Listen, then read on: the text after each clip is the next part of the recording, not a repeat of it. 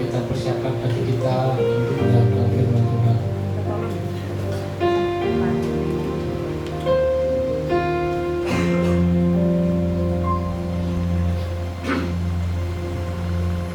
Ada tempat yang mulia, anugerah-Mu tercurah, Kau berikan hidupmu sebagai ganti dosamu.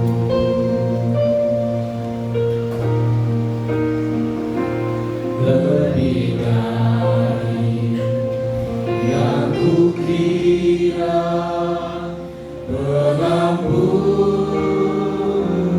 yang kuterima, kasih Yesus yang abadi mengalir di Kalvari.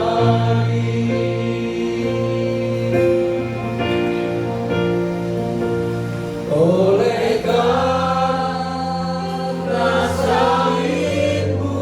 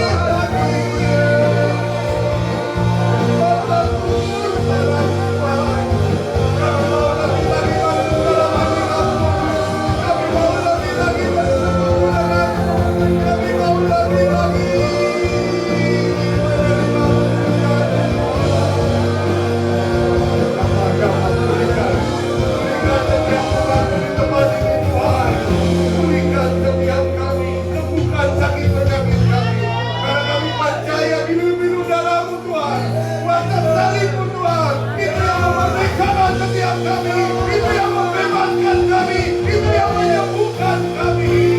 Itu yang memulihkan kami. Itu yang membuat kami mengalami terobosan dari satu anugerah yang lain. Kami percaya kau hadir di tempat ini Bapa. Karena kami merasakan hadirat-Mu ada Bapa. Oleh karena itu terus kendahkan tangan-Mu atas setiap kami pribadi lepas pribadi. Jangan ada satu orang pun Tuhan yang terlewatkan. Hamba-Mu rindu Tuhan, semua dijamah, semua dirawat, semua dipulihkan. Kami datang Tuhan. Kami mau lawatan. Kami datang dengan satu kerinduan Tuhan. Kami boleh mendapatkan pemulihan yang sempurna yang daripada-Mu Bapa. Ini kami umat-Mu Tuhan. Ini kami jemaat-Mu Tuhan. Kami percaya tangan-Mu terus Tuhan menopang atas setiap kami, memberikan kekuatan yang baru Tuhan. Karena firman-Mu yang mengatakan, datanglah kepadaku yang letih lesu dan berbeban berat, maka aku akan memberikan kelegaan kepadamu. Saat ini Tuhan, kuasa salib-Mu, tangan-Mu Tuhan, yang memerdekakan, yang melepaskan kami, yang memulihkan setiap kami. Kami percaya firman-Mu Tuhan. Kami percaya kuasa-Mu Tuhan. Kami percaya Kau Allah membuat mujizat dari dulu sekarang sampai selama-lamanya. Kami percaya Kau ada bersama-sama dengan kami Tuhan. Saat ini Tuhan, siang hari ini Tuhan, Engkau melawan setiap kami, Engkau menjamah setiap kami.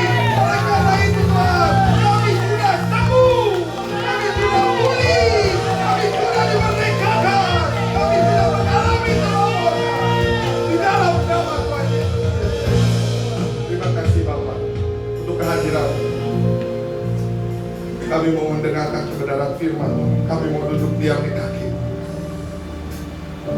Kami mau diberkati melalui kebenaran firman.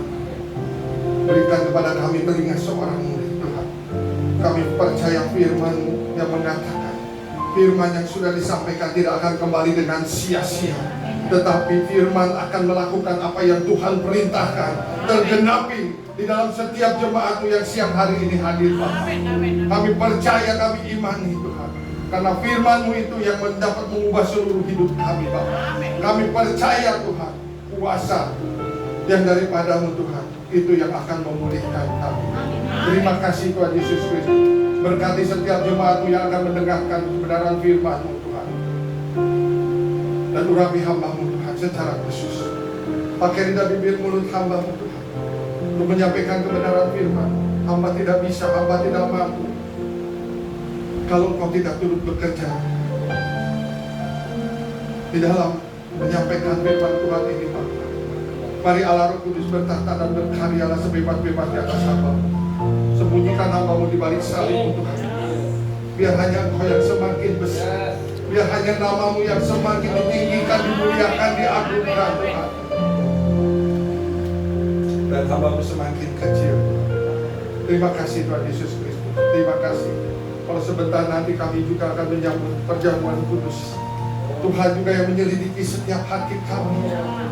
Tuhan memberikan perkenanan kepada setiap kami untuk menerima tubuh dan darah-Mu Tuhan, yang mengingatkan kami akan pengorbanan-Mu Tuhan, yang mengingatkan kami akan keselamatan yang sudah Tuhan berikan kepada kami, yang mengingatkan kepada setiap kami untuk kesembuhan ilahi yang sudah Tuhan berikan kepada setiap kami. Terima kasih untuk perjamuan kudus ini. Ampuni dosa dan kesalahan kami. Jangan ada dosa-dosa kami yang menghalangi kami untuk menerima anugerah yang daripada-Mu, untuk menerima pemulihan yang daripada-Mu Bapa. Mari selidiki hati kami Bapa. Terima kasih Tuhan Yesus Kristus. Sebentar kami akan duduk diam, kami mau belajar kebenaran firman-Mu. Kami mau menerima berkat-berkat yang daripada-Mu.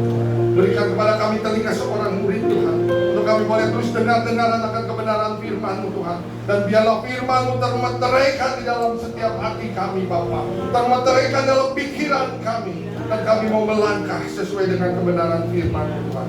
Terima kasih Bapa, terpuji-pujilah ya Allah kami yang hidup di dalam dan demi nama Tuhan Yesus Kristus. Kita yang siap diberkati oleh Tuhan. Haleluya, sama-sama katakan amin. Jangan duduk dulu, mari kita angkat Alkitab kita di tangan kanan kita tinggi-tinggi dan kita akan mendeklarasikan firman Tuhan. Mari dengan iman yang sungguh-sungguh kita deklarasikan firman Tuhan dalam hitungan yang ketiga, 2, 3. Aku percaya firman-Mu berkuasa. Aku percaya firman-Mu dapat mengubah seluruh hidupku. Aku percaya firman ini adalah Tuhan sendiri. Aku siap untuk menerimanya dan melakukannya dalam nama Yesus. Haleluya. Amin. Silakan duduk Bapak Ibu Saudara. Shalom. Kurang antusias. Shalom. Sebentar lagi kita akan Natal aja. Aduh, luar biasa. Amin. Sekali lagi saya mengucapkan banyak-banyak terima kasih. Ya, seperti yang tadi Ketua Natal katakan, terima kasih yang sebesar-besarnya atas dukungan dan partisipasi dari Bapak Ibu Saudara untuk terkumpulnya dana Natal, sehingga semuanya sudah terkumpul dengan baik. Amin. Dan kami percaya ya, apa yang Bapak Ibu tabur, Bapak Ibu akan menuainya. Amin. Yang terbaik dari Tuhan. Amin. Ya. Dan jangan lupa ya, bukan minggu besok kita Natalan, tapi hari Kamis ini kita Natalan, tanggal 11. Ketua Natal lupa. Hari Kamis ini kita Natalan, oleh karena itu yuk kita persiapkan untuk datang di acara Natal ya, tanggal 11 Desember ini di rumah doa di Citangkil ya. Kalau ada yang nggak tahu boleh tanya-tanya ke panitia di mana lokasinya, di Citangkil di rumah doa itu ya. Jam 6 sore ya, sekali lagi. Ada satu pengumuman. Nanti di bulan Januari PTC Pusat akan mengadakan conference untuk Kersel ya. Dan saya mengundang untuk SGL, untuk PTL, TL, juga jemaat boleh kalau mau mengupgrade dirinya untuk lebih lagi mengenal kebenaran firman Tuhan. Yuk kita sama-sama kita belajar di dalam conference yang akan diadakan di tanggal 16 Januari tahun 2026 ya. Kalau yang rindu boleh daftar kepada KPBRI ya, sekarang juga, karena pendaftaran ini harus segera kita sampaikan ke pusat untuk supaya kita sama-sama belajar lebih lagi memperlengkapi diri kita di dalam kebenaran firman Tuhan, terutama di dalam Kersel ya. Yang rindu, saya juga jemaat juga saya berdoa supaya semua juga rindu untuk terus diperlengkapi untuk mau ikut masuk di dalam konferensi Kersel ini. Nanti kita akan diajar oleh senior pastor kita, juga oleh hamba-hamba Tuhan yang lainnya ya. Nah, kita akan masuk di dalam pengajaran masih di dalam Heaven Earth Family ya. Dan saya percaya semua kita rindu di dalam keluarga kita selalu mengalami suasana surga. Amin. Semua pasti rindu di dalam keluarga rumah tangga kita ada suasana surga. Suasana surga itu pasti penuh dengan damai sejahtera. Betul nggak? Ya. Gak mungkin suasana surga itu penuh dengan pemberontakan, penuh dengan perpecahan, pertengkaran. Suasana surga itu pasti penuh dengan damai sejahtera, penuh dengan sukacita, penuh dengan kasih anugerahnya Tuhan yang mulia. Tetapi kalau kita hidup di dalam kebenaran firman Tuhan dan kita mau menghidupi surga ada di dalam keluarga kita, bukan cuma suasana surga saja yang akan terjadi di dalam kehidupan kita, tetapi kita juga akan mengalami fasilitas surga. Makanya judul khotbahnya adalah Facilities of Heaven saat ini ya. Nah, kalau kita rindu ingin mengalami suasana surga dan fasilitas surga, tentunya ada harga yang harus dibayar oleh setiap kita. Nggak mungkin kita pengen fasilitas surga, tapi kita tidak mau membayar harga. Orang kalau mau kurus aja ada harga yang harus dibayar. Betul nggak? Ya, harus olahraga, harus diet, atur makanan, porsinya, karbonya segini, proteinnya segini, segala macam. Itu yang harus kita dibayar untuk, kita bayar untuk supaya badan kita apa namanya, ideal, ya, bukan kurus tapi ideal.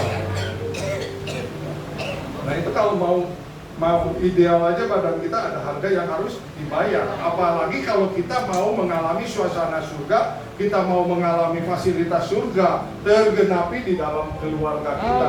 Tentunya kita harus mau bayar harga. Nah harga apa aja yang harus kita bayar, kita sama-sama akan belajar ya. Colek coba kiri kanannya, ada harga yang harus dibayar ya. Olahraga bukan, kalau untuk fasilitas surga bukan, nggak ada hubungannya sama olahraga. Ya, apa aja ya yang harus dibayar? Yuk kita buka di dalam Yakobus 1 ayat yang ke-25. Yakobus 1 ayat 25 ya. Yuk dengan cepat kita buka firman Tuhan. Yang sudah ketemu katakan amin. Belum semuanya ya. Yakobus 1 ayat yang ke-25 ya, kita akan baca dengan suara yang keras ya. Dalam hitungan ketiga 1, 2, 3. Tetapi barang siapa meneliti hukum yang sempurna, yaitu hukum yang memerdekakan orang dan bertekun di dalamnya. Jadi bukan hanya mendengar untuk melupakannya, tetapi sungguh-sungguh melakukannya. Ia akan berbahagia oleh perbuatannya. Ada harga yang harus dibayar oleh setiap kita, saudara dan saya, kalau mau mengalami fasilitas surga, kalau mau mengalami suasana surga, yaitu kita harus meneliti hukum yang sempurna. Apa itu hukum yang sempurna? Tentunya firman Tuhan. Hukum yang sempurna itu pastinya firman Tuhan. Dan bukan cuma meneliti saja hukum yang sempurna itu atau firman Tuhan itu, tetapi kita juga harus bertekun di dalamnya. Dan bukan hanya mendengar untuk melupakan, tetapi kita sungguh-sungguh melakukannya. Makanya kita sebetulnya sudah diajarkan berkali-kali kan? Suka dan tidak suka ataupun tidak suka, saudara sebagai anak-anak Tuhan harus mau membaca firman Tuhan setiap hari. Amin. Amin. Amin. Amin. Ya. Bagaimana kita bisa meneliti hukum yang sempurna kalau kita tidak mau membaca firman Tuhan? Bagaimana kita tahu ada janji-janji Tuhan yang menjadikan fasilitas surga ada di dalam kita kalau kita tidak meneliti hukum yang sempurna itu, yaitu firman Tuhan. Dan dikatakan bukan cuma meneliti, bukan cuma mendengar, tetapi kita sungguh-sungguh melakukannya. Kalau kita baca, naikin ke atas ayat yang ke-22 yang dikatakan, tetapi hendaklah kamu menjadi pelaku firman, bukan cuma pendengar saja. Sebab jika tidak demikian, kamu menipu diri sendiri. Ini firman Tuhan yang mengatakan, kalau kita tidak melakukan firman Tuhan, kita cuma ngebodohin atau membohongi diri sendiri, cuma menipu diri sendiri. Makanya sebagai orang Kristen, ya kita harus nggak mau meneliti hukum yang sempurna itu, yaitu firman Tuhan. Dan memang ini harga yang harus dibayar. Ya, tadi saudara katakan mau mengalami suasana surga, mau menerima fasilitas surga, maka harga yang harus dibayar pun harus dikerjakan oleh setiap saudara dan saya. Amin. Ya, makanya ada kelas-kelas yang harus diikuti kayak tadi, nanti ada konferensi supaya kita lebih mengerti lagi janji-janji Tuhan di dalam setiap kita. Saya percaya semua pasti ingin diberkati oleh Tuhan. Amin. Amin. Dan berkat itu bukan cuma materi. Kita yang tadinya nggak punya mobil jadi punya mobil. Kita yang tadinya nggak punya rumah jadi punya rumah. Kita yang tadinya belum punya pekerjaan punya pekerjaan. Tadinya belum punya keturunan punya keturunan. Bukan cuma itu aja. Tapi berkat yang sesungguhnya yang Tuhan mau atas setiap kita, ada suatu perubahan di dalam kehidupan kita. Ada suatu perubahan di dalam pikiran kita. Ada suatu perubahan di dalam tingkah laku kita. Amin. Itu berkat yang Tuhan inginkan di dalam setiap kita. Sehingga semakin hari kita semakin mengenal apa yang menjadi maunya Tuhan, bukan maunya kita. Makanya teliti hukum yang sempurna itu, teliti firman Tuhan ini supaya kita semakin hari semakin diubahkan. Tadi deklarasi firman Tuhan, aku percaya bahwa firman Tuhan berkuasa. Aku percaya bahwa firman Tuhan yang dapat mengubah seluruh hidup kita. Hanya firman Tuhan yang dapat mengubah seluruh hidup kita. Istri kita, suami kita tidak dapat mengubah kita. Betul nggak? Segimana kita marahin istri kita atau kita dorong-dorong untuk berubah juga belum tentu bisa berubah. Hanya firman Tuhan yang bisa mengubah seluruh hidup kita, dan itulah yang menjadi kerinduan Tuhan kepada setiap anak-anaknya. Yang setuju katakan amin. Amin. Ya. Kalau kita baca di dalam Ulangan 28 ayat yang ke-1 sampai dengan ayat yang ke-14, ada 3 macam berkat ya, yang Tuhan siapkan bagi setiap kita. Yang pertama di ayat 5 berbicara tentang berkat bakul. Saya tidak baca ayatnya, nanti Bapak Ibu Saudara aja baca ya, di dalam Ulangan 28 ayat 1 sampai 14 karena waktunya ya. Yang pertama adalah berkat bakul. Berkat bakul itu adalah berkat untuk kebutuhan kita sehari-hari. Namanya bakul. Setelah dimakan isinya habis. Besok ada diisi lagi untuk kita makan lagi untuk kebutuhan kita ya. Dan yang kedua, berkat yang disiapkan yaitu berkat lumbung di ayat yang ke-8-nya. Nah, berkat lumbung ini untuk kebutuhan kita yang lebih jangka waktunya lebih lama lagi. Entah itu untuk kebutuhan sebulan, entah itu untuk kebutuhan 3 minggu, 2 minggu, tapi lebih lama daripada berkat bakul. Namun kedua berkat ini bukan hanya disediakan Tuhan untuk anak-anaknya saja. Bukan disediakan Tuhan untuk orang-orang yang percaya saja. Tetapi dua berkat ini juga Tuhan siapkan kepada orang-orang yang nggak percaya sama Tuhan. Karena apa? Karena kalau kita mau bekerja saja, maka berkat ini bisa kita dapatkan. Berkat bakul dan berkat lumbung. Orang dunia aja kalau bekerja pasti mendapatkan berkat ini. Betul nggak? Ya. Jadi dua berkat ini bukan cuma untuk saudara dan saya saja, tetapi orang-orang yang tidak percaya pun pasti diberkati dengan berkat bakul dan lumbung. Namun ada satu berkat lagi, yaitu berkat yang ketiga, ya, berkat surga di ayat yang ke-12.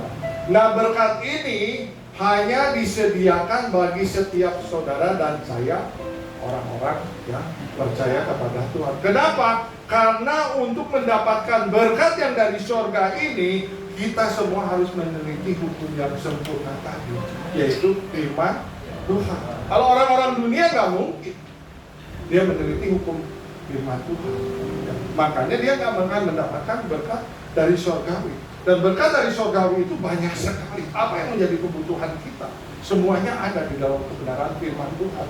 Makanya sekali lagi kita kudu harus wajib meneliti hukum firman Tuhan, hukum yang sempurna. Baca firman Tuhan. Coba katakan kiri kanannya, baca firman Tuhan. Sungguh-sungguh menelitinya dan melakukannya. Ya. Maka berkat surgawi ini akan didapat oleh setiap kita. Tadi semua kita mau ya mendapatkan fasilitas surga, dan fasilitas surga hanya ada kalau kita meneliti hukum firman Tuhan, dan kita bisa menerima berkat yang surgawi ini. Andy Stanley mengatakan, Allah tidak memberkati kita untuk meningkatkan standar hidup kita sendiri, melainkan Dia memberkati kita untuk meningkatkan standar memberi kepada orang lain. Jadi Tuhan memberkati kita bukan berarti kita lebih gaya lagi ya, bajunya lebih bermerek, sepatunya lebih bermerek, mobilnya lebih bermerek. Bukan cuma itu.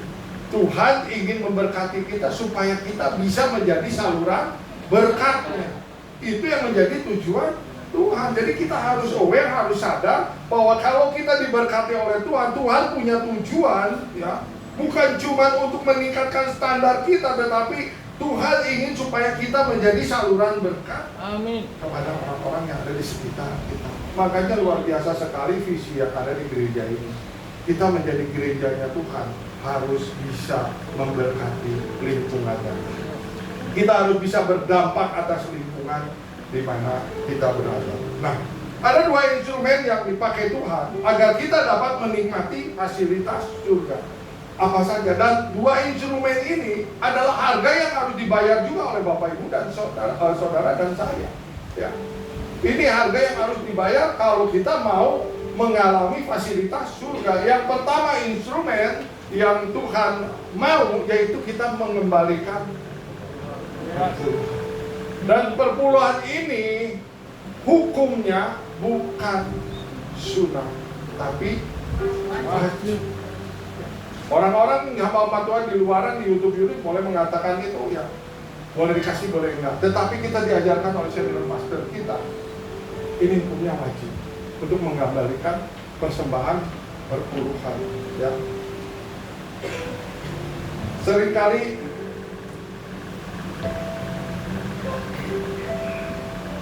kita melewatkan ini karena kita juga mendengar dari luar ini boleh dilakukan ataupun nggak dilakukan nggak. Tetapi kalau kita mendengar pengajaran di minggu kedua bulan kemarin ya, terutama di ibadah yang pertama ya, karena ibadah kedua Pak Wiryo nggak menyampaikan lagi ya. Diajarkan tentang perpuluhan sangat clear dan sangat tegas sekali diajarkan oleh senior pastor kita ya, yang kemarin hadir pasti sudah menerima pengajaran ini. Ya, sekali lagi hukum persembahan persepuluhan ini adalah hukumnya wajib ya, yang harus dikerjakan. Yang kedua,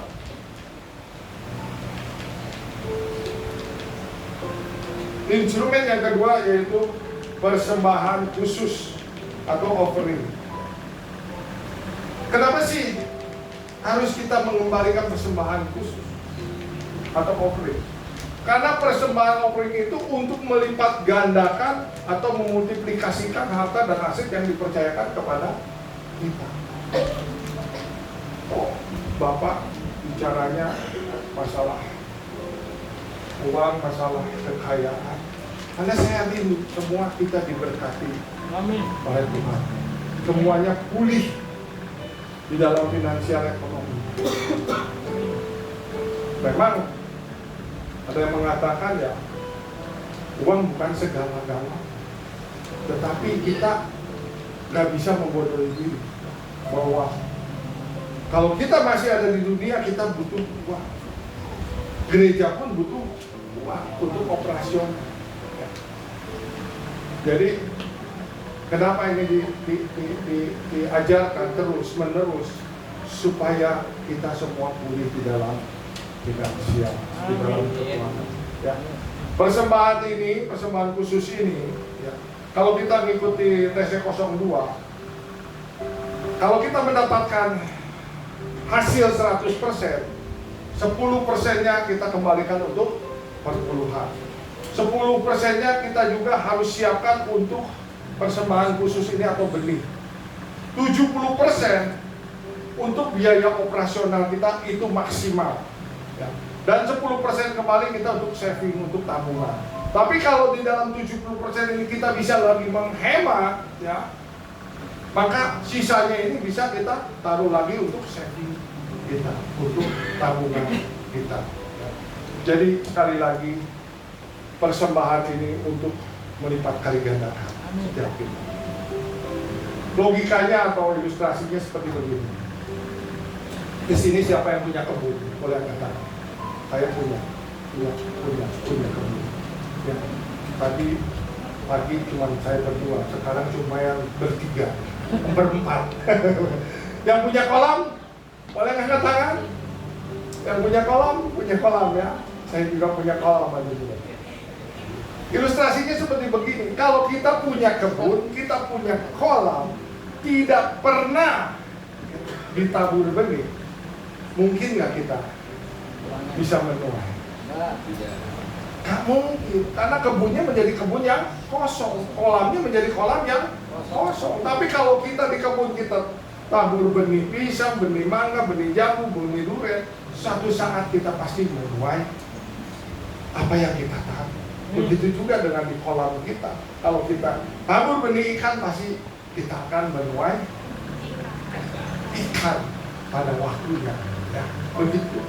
Makanya kenapa kita harus memberikan persembahan khusus atau offering ini, supaya kita juga bisa mendapatkan tuayan di kemudian hari yang membuat pelipat gandaan di dalam kehidupan kita. Ya. Joyce Meyer mengatakan persembahanmu adalah sebuah benih yang ketika ditanam dengan ketaatan akan membuka kunci perbanyakan supranatural dari Tuhan dalam keuanganmu, bahkan lebih dari itu. Dikerjakan dengan ketaatan, dengan sengaja, dengan sesadar-sadarnya kita mempersembahkan, kita mengembalikan perpuluhan, kita mempersembahkan persembahan khusus dengan ketaatan. Karena perpuluhan ini atau persembahan ini bukan berbicara nominal, bukan berbicara seberapa besarnya, tetapi berbicara tentang ketaatan bagi setiap kita. Amin. Kita mengembalikan perpuluhan, cuma segini, bukan nilai uangnya, tetapi yang dilihat itu adalah ketaatan dari setiap kita. Apakah kita mau melakukannya? Apakah kita mau mengerjakan apa yang Tuhan perintahkan? Karena tadi sekali lagi kita harus meneliti hukum yang sempurna dan melakukannya dengan sungguh-sungguh. Ini berbicara tentang ketaatan. Baru kita bisa mengalami suasana surga di bumi dan mengalami fasilitas surga di dalam keluarga kita. Dan ini harga yang harus sekali lagi dibayar oleh setiap kita, ya. Nah, tadi bicara kalau mendapatkan tuayan itu bisa 30 kali lipat, 60 kali lipat, bahkan 100 kali lipat. Nah, bicara tentang 100 kali lipat, bukan berarti kalau kita menabur 1000 kali 100 maka hasilnya 100.000. Ini 100 kali lipat ini berbicara tentang optimum harvest, tuayan yang optimum. Bisa kemungkinan kita menuai 100 kali lipat, 200 kali lipat, ataupun bisa juga 1000 kali lipat sesuai dengan anugerah yang Tuhan berikan kepada setiap saudara dan saya. Ya. Jadi bukan berbicara tentang 100 kali lipat kali 100 aja, 60 kali lipat kali 60 aja. Tidak, tetapi ini berbicara tentang optimum harvest. Ya. Nah, hukum multiplikasi ada beberapa poin yang akan kita belajar siang hari ini. Yang pertama, benih itu harus ditanam. Ya. Dan Tuhan tidak tergerak oleh apa yang menjadi kebutuhan kita, tapi Tuhan tergerak oleh karena iman. Kita bisa menuai karena kita punya iman yang terus bertumbuh, dan Tuhan perhatikan iman kita sehingga kita bisa diberkati melalui tuayan apa yang kita tabur. Di dalam Kejadian 8 ayat 22, selama bumi masih ada, takkan henti-hentinya musim menabur dan menuai, dingin dan panas, kemarau dan hujan, siang dan malam. Jadi selama kita ada di bumi ini, maka hukum tabur tuai itu berlaku. Ada firman Tuhan yang mengatakan jangan jemu-jemu kita berbuat baik.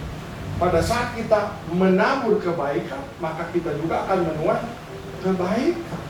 Ya. Tadi pagi saya ada sedikit kesaksian. Saya juga sering melihat anak-anak muda, memberkati anak-anak muda, ya, memperhatikan mereka. Ya. Suatu ketika anak saya itu yang nomor 1 sekolah di Foodtech yang dulu untuk ujian akhir atau apa ya, dia harus meneliti atau membuat suatu percobaan. Nah, bahan bakunya adalah mangga. Waktu itu di Serang, Cilegon ini lagi nggak musim mangga. Kalau terus anak saya cari-cari di mana yang ada mangga, ternyata di Purbalingga, di Jawa Timur ada. Lalu anak saya sama istri saya berangkatlah ke Purbalingga sana, Purbalingga ya, Probolinggo di sana. Di sana nggak punya sanak, nggak punya saudara. Lalu cari-cari, ketemulah satu orang yang memang dia suka jualan mangga. Orang tersebut berjenggot, hitam, celananya hitam. Didatangi oleh anak saya dan istri saya. Tapi yang luar biasanya tuh mereka menyambut dengan baik. Bahkan mereka memberikan pinjaman mobilnya berikut supirnya untuk mengantar anak dan istri saya cari mangga di pasar di mana mereka berjual. Jadi luar biasa kasih Tuhan itu. Ya. Jadi apa yang kita tabur itulah yang akan kita tuai. Makanya jangan jemu-jemu kita menabur kebaikan. Suatu saat kita akan menuai kebaikan juga. Jangan jemu-jemu kita melakukan sesuatu yang menyenangkan hati itu. Karena itu pasti kita akan menuainya selama bumi masih ada. Hukum tabur tuai itu pasti selalu ada. Ya. Charles Kemp mengatakan sistem Tuhan tidak berdasarkan kebutuhan, itu berdasarkan benih yang ditanam. Kebutuhanmu bukanlah titik kontakmu dengan Tuhan, tapi imanmu lah yang menjadi titik kontak supaya Tuhan bisa memberikan tuaian kepada setiap kita. Yang kedua, hukum multiplikasi yang kedua, yaitu kita harus tabur yang tuaiannya kita inginkan. Kalau kita ingin mendapatkan kebaikan dari orang, ya kita tabur kebaikan. Kalau kita ingin menuai uang, apa yang ditabur? Halo? Halo? Kalau kita ingin menuai uang, apa yang ditabur? Uang. Harusnya uang, karena tuaian apa yang kita tabur, tuaiannya yang kita inginkan. Ada berapa jemaat yang datang kepada senior pastor kita? Pak, Bapak enak banget ya, sebentar-sebentar dapat mobil baru, sebentar-bentar ada yang ngasih mobil baru sama senior pastor kita, sama Pak Wira. Pak Wira nanya sama orang itu, kamu mau dapat mobil baru, dikasih mobil baru? Mau dong. Kalau kamu mau dapat mobil baru, ya kamu harus menabur mobil. Apa yang kita taburkan, itu yang kita tuai. Pak Wiryo Bukrora berkali-kali dia nabur mobil, makanya dia menuai mobil. Dan ingat, mungkin dulu dia nabur mobil bekas, tetapi yang dituai adalah mobil yang baru, yang harganya lebih mahal pasti. Kita percaya bahwa Tuhan kita itu Tuhan yang tidak mau berhutang. Amin. Kalau kita menabur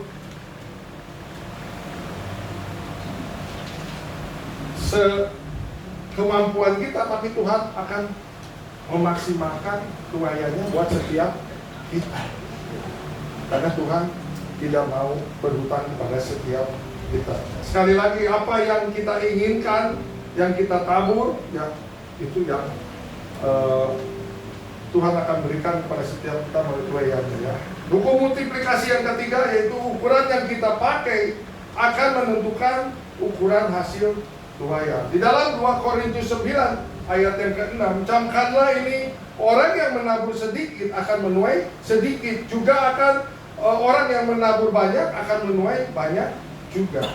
Tetapi ukuran di sini, ya, boleh dibantu. Ukuran di sini, ya, bukan berbicara tentang nominal. Ingat pada saat Tuhan Yesus memperhatikan persembahan, ada seorang ibu-ibu atau nenek-nenek hanya mempersembahkan 2 keping perak saja, 2 keping kecil aja, tetapi Tuhan katakan persembahan ibu inilah yang terbesar. Kenapa ya Tuhan Yesus mengatakan persembahan ibu ini yang terbesar? Karena dia memberikan daripada kekurangan. Jadi ukuran yang dipakai itu bukan berbicara tentang nominal, tetapi berbicara tentang seberapa ketulusan hati kita untuk memberikan kepada Tuhan. Amin. Ya. Dan itulah yang akan kita terima. Ya. Kalau kita menabur sedikit, kita akan menuai sedikit. Kalau kita menabur banyak, kita juga akan menerima banyak. Tore mengatakan ketika kamu menabur dengan murah hati, ketika kamu menabur dengan murah hati dalam persembahan kepada Tuhan, kamu memposisikan dirimu untuk menuai hasil yang berlipat ganda di setiap area kehidupan. Jadi kalau menabur itu jangan terpaksa, apalagi dengan menggerutu. Tapi ayo kita menabur dengan murah hati, dengan ketulusan, ya, dengan sukacita, sehingga ya, ini yang akan membuat kita memposisikan diri untuk menuai hasil yang berlipat kali ganda. Nah sekarang hukum multiplikasi yang keempat. Boleh dibantu lagi Pak? Benih harus ditabur di dalam tanah yang baik atau subur. Jadi sebetulnya pengajaran dari awal sudah diajar. Kalau kita punya benih baik, ya harus kita cari tanah yang subur, harus cari tanah yang baik supaya bisa menghasilkan maksimal, bisa kita panen maksimal. Ya. Walaupun kita punya benih yang baik, misalnya kita punya benih duren nusangging atau bawor yang terbaik, tapi kalau kita taruh di atas mimbar ini bisa tumbuh atau enggak? Nah, karena ini bukan tanah yang subur. Tapi kalau kita punya benih yang baik, ada tanah yang subur, maka akan menghasilkan panen yang besar. Ya.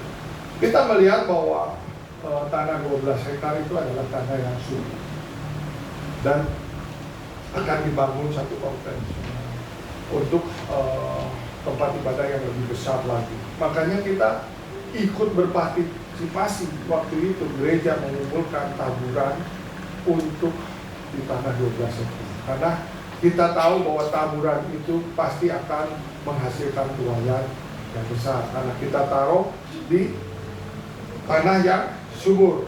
Nah, kebetulan ini saya ada benih. Ya. Ada yang tahu ini apa? Ini bukan batu akik ini. Ada yang tahu ini apa? Batu akik. Bukan batu akik. Dikatakan bukan batu akik. Ini kacang merah. Ini kacang merah. Ini kacang merah Yakub.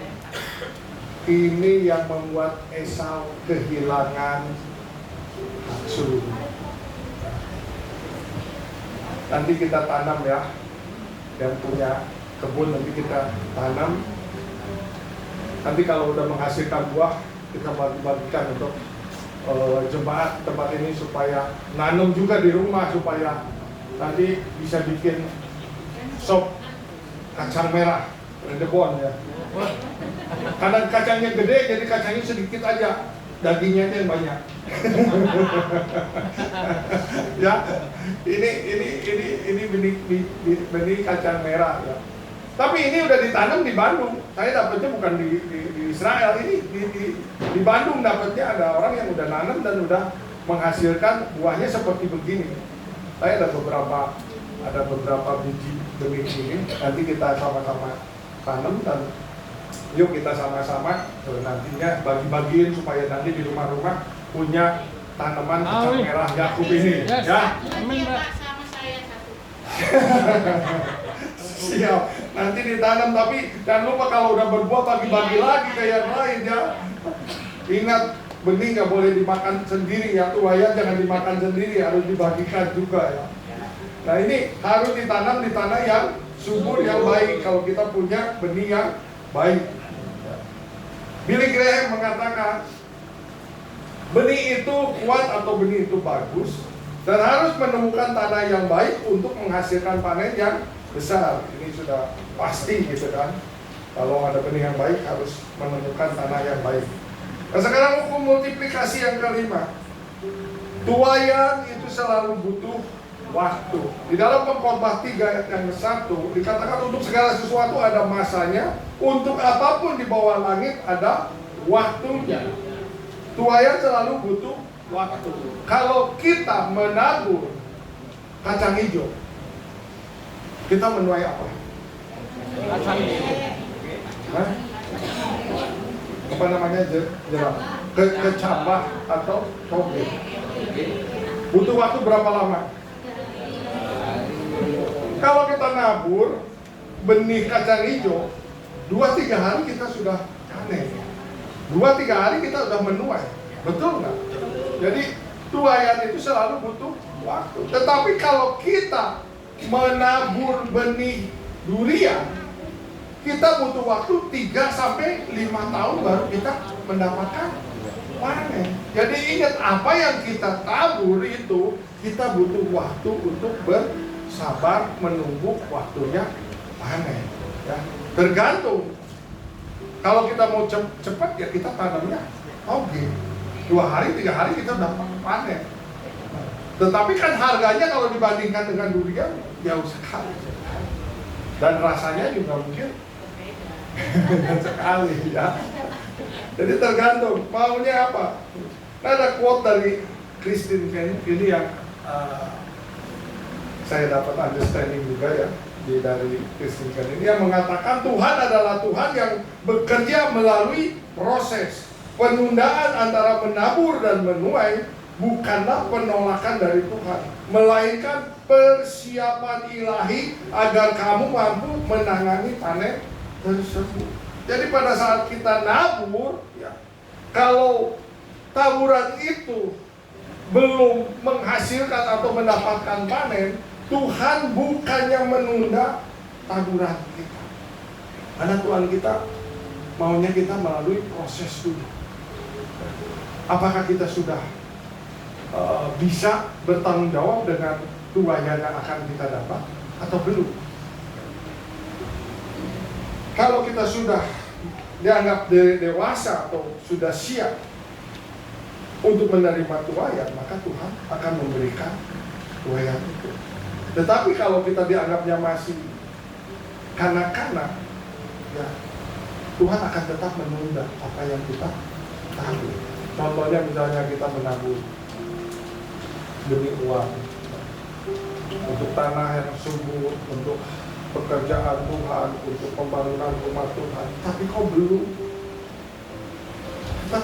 menuai ini.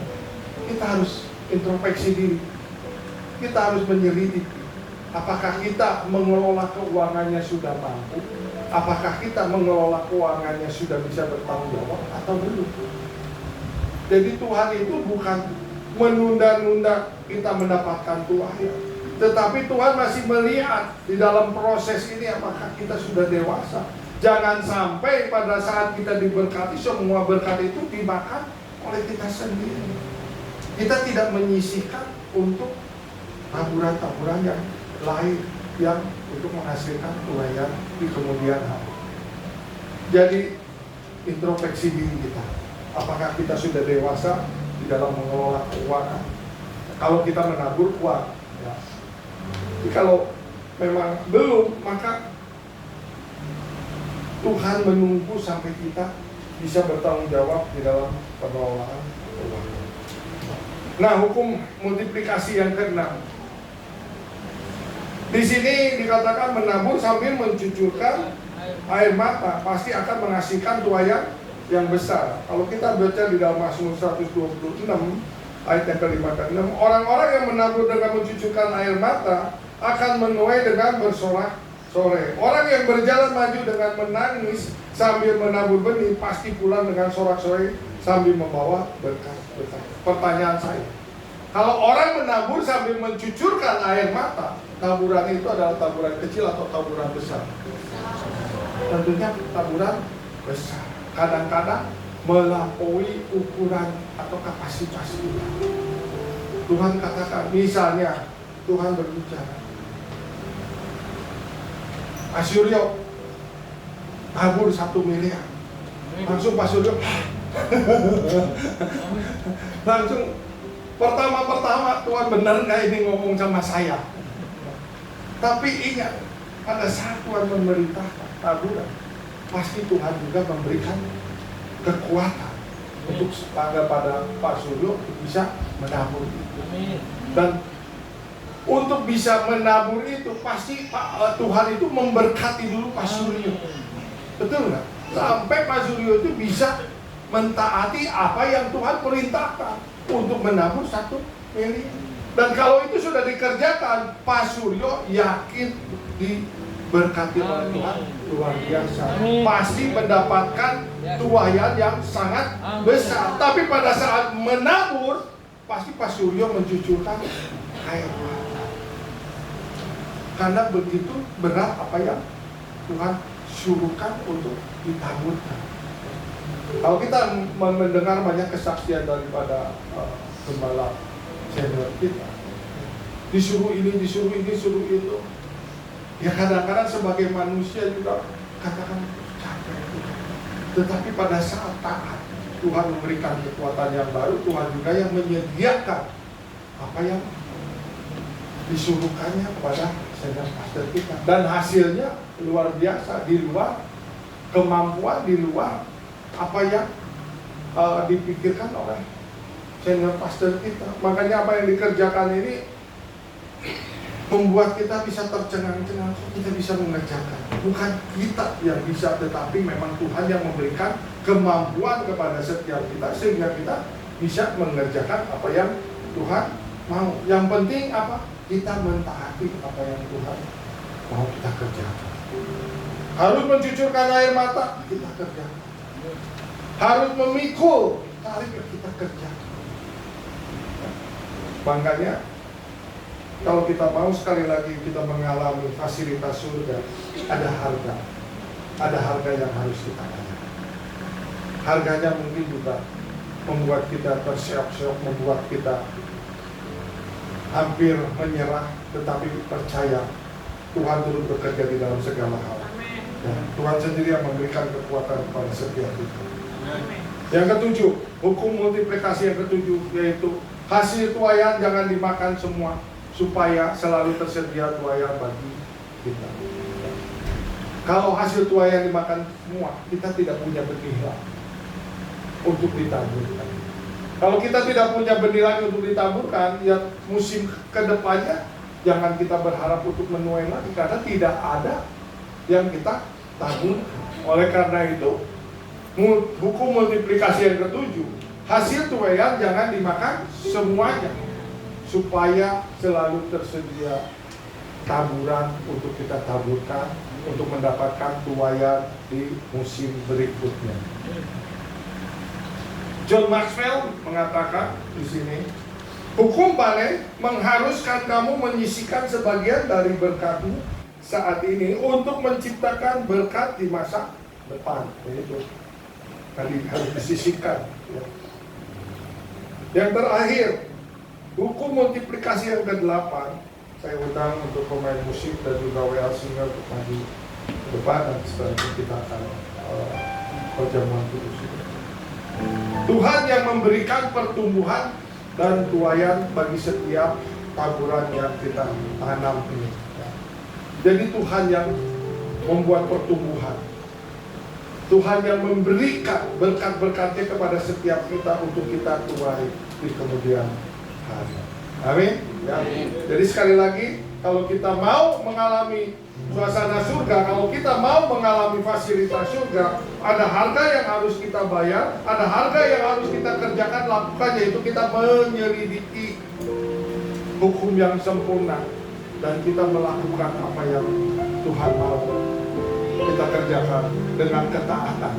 Ya, sekali lagi berbicara tentang ketaatan, bukan keterpaksaan, bukan karena disuruh-suruh, tetapi karena ketaatan. Amin. Tuhan Yesus memberkati.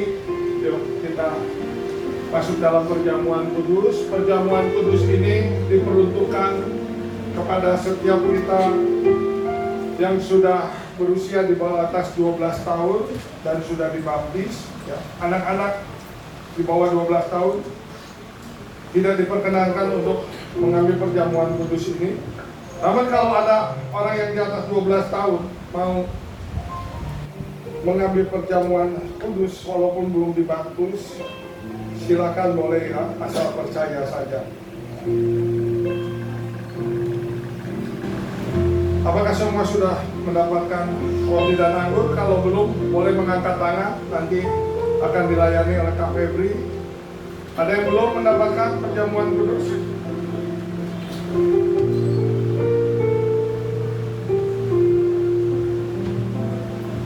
Kalau sudah, saya undang semua untuk bangkit berdiri. Kita akan sama-sama berdoa dulu. Bapak, ini kami Tuhan, kami mau mengambil perjamuan kudus ini. Kami mau menyambut tubuh dan darah-Mu. Dan kami percaya Tuhan, melalui tubuh dan darah-Mu inilah Tuhan keselamatan terjadi dalam kehidupan kami. Melalui tubuh dan darah-Mu itulah Tuhan kami boleh disembuhkan dari segala sakit penyakit kami. Melalui tubuh dan darah-Mu inilah Tuhan kami boleh mengalami multiplikasi, kami boleh mengalami berkat-berkat secara ilahi yang Tuhan sediakan bagi kami Bapak.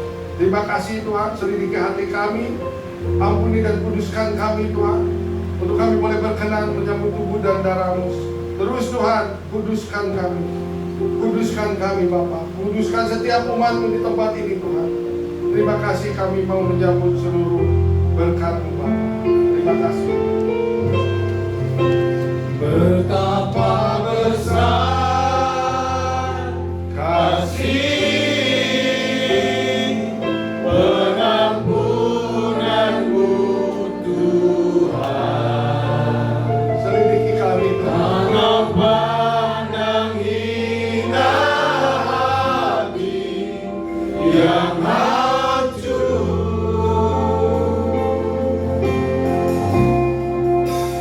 Ku berterima kasih kepadamu ya Tuhan. Pengampunan yang Kau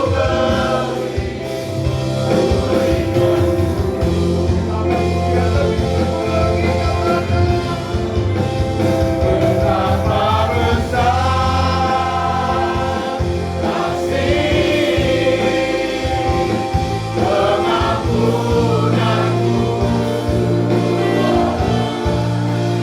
Tuhan. Kau pandang indah hati yang hancur.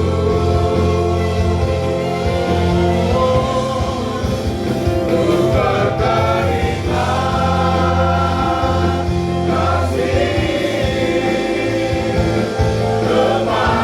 kepadamu ya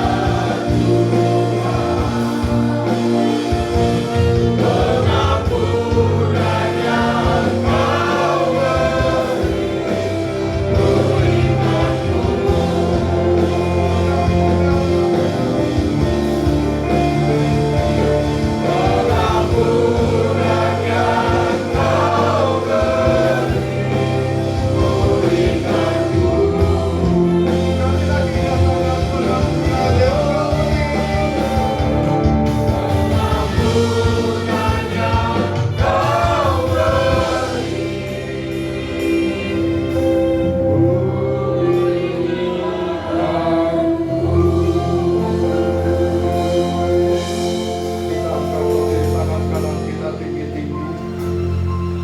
Dengarkan firman Tuhan.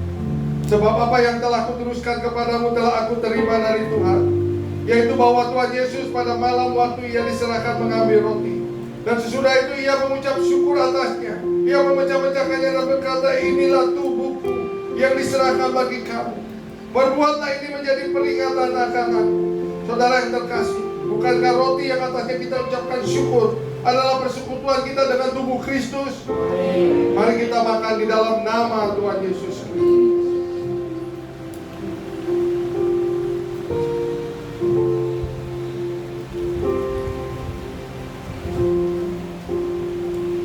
Sekali lagi kita angkat cawan di tangan kanan kita tinggi-tinggi. Kembali dengarkan firman Tuhan. Demikian juga ia mengambil cawan sesudah makan. Ia berkata, cawan ini adalah perjanjian baru yang dimeteraikan oleh darahku.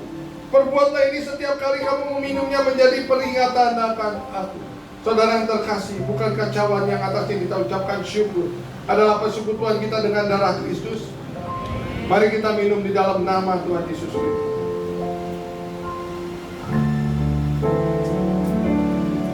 Kita angkat kedua tangan kita, katakan terima kasih Tuhan. Terima kasih. Terima kasih. Terima kasih.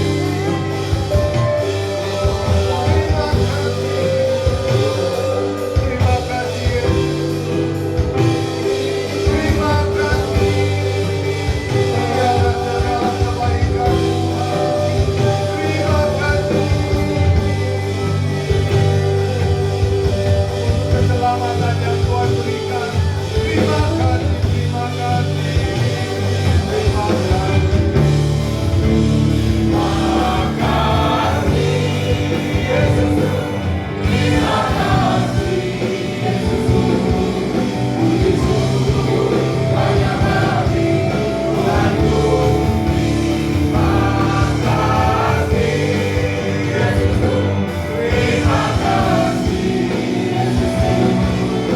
Yesus. Terima kasih. Hanya bagi Tuhanku. Terima kasih, Yesus. Terima kasih,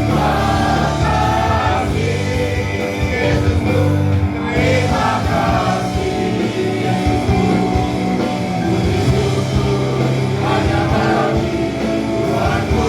Terima kasih, Yesus. Terima kasih. Hanya bagi Tuhanku, hanya bagi Tuhanku,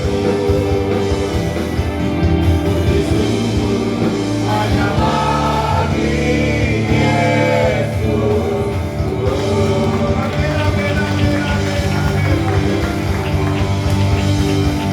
Terima kasih Tuhan. Kami percaya tubuh dan darah-Mu inilah yang menyelamatkan kami. Kami percaya tubuh dan darah-Mu inilah yang menyembuhkan sakit penyakit kami.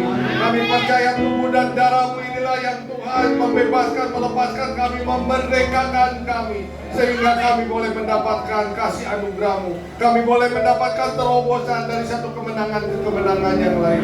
Terima kasih Tuhan untuk perjamuan kudus ini. Terima kasih untuk kebenaran firman-Mu Tuhan. Terima kasih. Kami percaya firman-Mu tidak akan kembali dengan sia-sia, tapi firman-Mu akan melakukan apa yang Tuhan perintahkan. Termeterai dalam kehidupan kami Tuhan, menjadi rema di dalam kehidupan kami, menjadi kekuatan, menjadi jawaban atas setiap doa-doa kami. Terpujilah ya Allah kami yang hidup. Di dalam dan demi nama Tuhan Yesus Kristus, kita yang sudah diberkati oleh Tuhan. Haleluya, sama-sama katakan. Silakan duduk dulu Bapak Ibu Saudara. Kita akan berdoa untuk yang berulang tahun di bulan November ya, sampai dengan tanggal hari ini boleh, kalau yang berulang tahun walaupun mungkin belum tercatat di depan boleh maju. Yang ulang tahun pernikahan juga boleh maju. Ayo silakan. Yang ulang tahun pernikahan boleh maju. Yang ulang tahun dan ulang tahun pernikahan